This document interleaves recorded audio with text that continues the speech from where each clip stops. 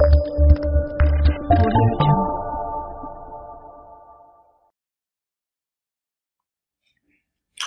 नमस्कार, हिंदीक्विज़.com में आपका स्वागत है। आज हम लोग बात करने चल रहे हैं पत्र लेखन के बारे में।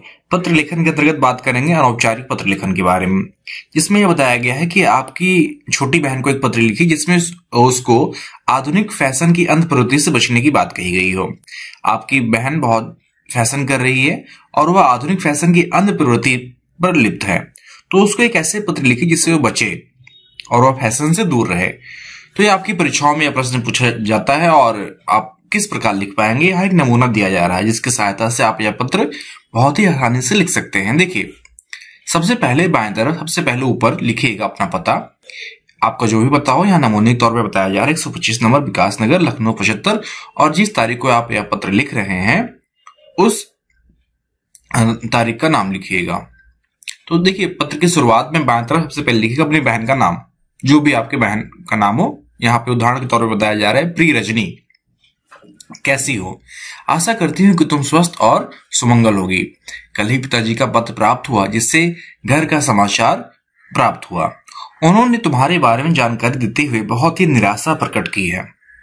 तुम आजकल पढ़ाई लिखाई में ध्यान न लगाकर फैशन में ध्यान देने लगी हो।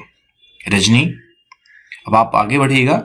रजनी, हो सकता है कि तुम्हारा मन बनाव श्रृंगार में अधिक रमता हो, लेकिन पिताजी की आमदनी इतनी अधिक नहीं है कि महीने में 2 बार हम लोगों को नए नए कपड़े खरीद सके। पुराने कपड़े भी साफ सफाई करके पहने जा सकते हैं। बाजार में महंगे कॉस्मेटिक सामान न खरीदकर कम दाम के सामान भी खरीदे जा सकते हैं। अतः बेकार के पैसे न बर्बाद करने में ही तुम्हारी भलाई है। बहन, अब आप अपनी बहन को सलाह दीजिएगा। बहन, मेरी नेक सलाह यह है कि तुम इन बेकार के बनाव श्रृंगार के पीछे समय न बर्बाद करके अपना समय पढ़ाई लिखाई में लगाओ। यदि तुम परीक्षा में अच्छे अंक लाओगी तो तुम्हारा जीवन उज्जवल होगा। अच्छे अंक लाकर अपना लक्ष्य साकार करो। बनाव श्रृंगार के लिए तो पूरा जीवन पड़ा है। आशा करती हूँ कि तुम मेरे पत्र का निहितार्थ समझकर अपने लक्ष्य की ओर ध्यान लगाओगी। तुम्हें ढेर सारा प्यार एवं आशीर्वाद। तुम्हारी बड़ी बहन राम्या सिंह। आपका जो भी नाम लिख सकते हैं। तो देखिए, पत्र में यह बताया गया है कि आपकी छोटी बहन जो है बहुत ज्यादा फैशन कर रही है और पढ़ाई लिखाई पे ध्यान नहीं लगा रही है और पढ़ाई लिखाई से बच रही है, बल्कि अपना सारा समय जो भी घर से पापा से जो भी पैसा मिलता है वह सारा पैसा अपने कॉस्मेटिक सामानों खरीदने में और कपड़े खरीदने में लगा देती है। तो आप उसको एक पत्र लिखिए जिससे इस प्रकार की चीजों से वो बचे। तो आप शुरुआत में कहिएगा कि आशा करता हूं या आशा करती हूँ कि तुम अच्छे स्वस्थ हो, अच्छे हो, लेकिन घर से जो पत्र प्राप्त हो उसमें तुम्हारे बारे में बताया गया और निराशा प्रकट की गई है। तुम्हारा मन बनाव श्रृंगार में अधिक रमता है। पिताजी की इतनी आमदनी नहीं है कि जिससे वह महीने में 2 बार कपड़े खरीद सकें। हम पुराने कपड़े पर अच्छे धो धा के उसको पहन सकते हैं। महंगे कॉस्मेटिक सामान न खरीद के कम दामों के सामान भी खरीद सकते हैं और बेकार के पैसे न बर्बाद करें, इससे भी हमारी भलाई है। हमारा मुख्य समय अभी जो पढ़ाई लिखाई का समय है, हमारा विद्यार्थी जीवन है, अतः हमें इन सब सारी चीजें बनाव श्रृंगार के लिए तो हमारा पूरा जीवन पड़ा है। हमें चाहिए कि हम अपना समय का सदुपयोग करें और पढ़ाई लिखाई में अपना ध्यान लगाएं। यदि परीक्षा में अच्छे अंक लाएंगे तो हमारा जीवन उज्जवल होगा, नहीं तो जिंदगी बेकार हो जाती है, समय बर्बाद हो जाता है और माँ बाप के पैसे बर्बाद चले जाते हैं।